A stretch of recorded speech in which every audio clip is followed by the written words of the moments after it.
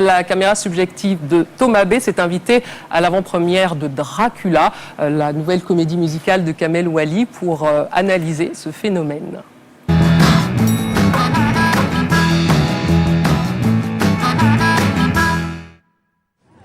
Ce soir, ça va être sport. Palais des Sports de Paris, je vous emmène voir quoi Dracula, nouveau spectacle musical de Kamel Ouali. Et pourquoi Téléradio Abribus, c'est la giga promo culture, très grand public de l'automne.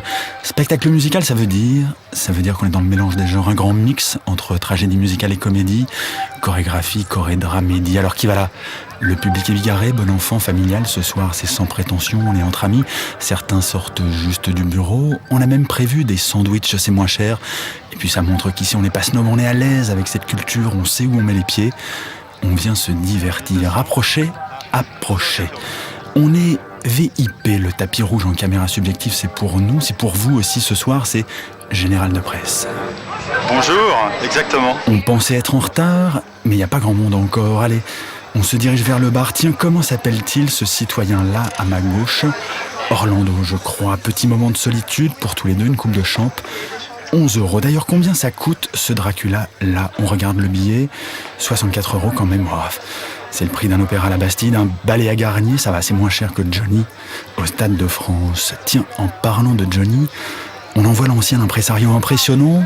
Bof, pas trop. Un peu de paillettes, ça vous ferait du bien. Bah oui, pourquoi pas. Des jolies filles, des vedettes, de la télé comme Nikos, vous le connaissez mieux que moi. Ah, cela, même les photographes ne savent pas qui c'est. La troupe d'un autre spectacle dans le même genre, je crois. C'est un peu le moment du fast Warhol, vous savez, 15 secondes de célébrité.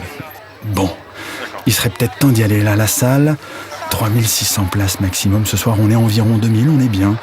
Pas trop serré. Allez, c'est parti pour 2 heures et 2 actes, avec un entracte. Ah, ne pas oublier les lunettes pour la 3D. Une paire de lunettes 3D pour la deuxième partie du spectacle. D'ailleurs, ça commence par un film en ombre chinoise, Dracula de Bram Stoker, façon Reader Digest, histoire d'amour éternel de vampire immortel, symbolique érotique 100% pseudo-gothique. Allez, musique.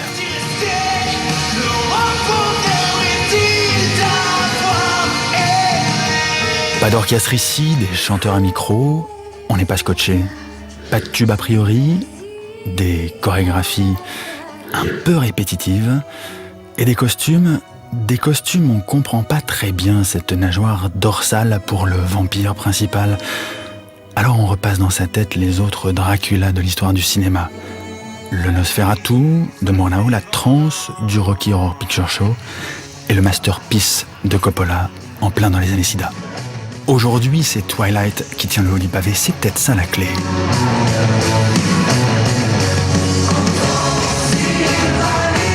Mais là, regardez, ça serait-il pas Thriller de Michael Jackson? Et la 3D, me direz-vous, c'est pas Avatar, quoi. Question suivante. Alors c'est bien ou pas? Pour pré-ado peut-être, ou si vraiment on est dingue, des sons et lumières avec des petits moments façon cirque comme ça pour égayer un peu l'ensemble, alors pourquoi pas?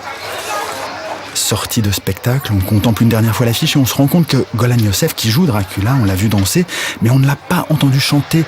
Et oui, on n'a pas entendu une seule fois le son de sa voix et finalement, nous aussi on en reste muet, on en reste baba.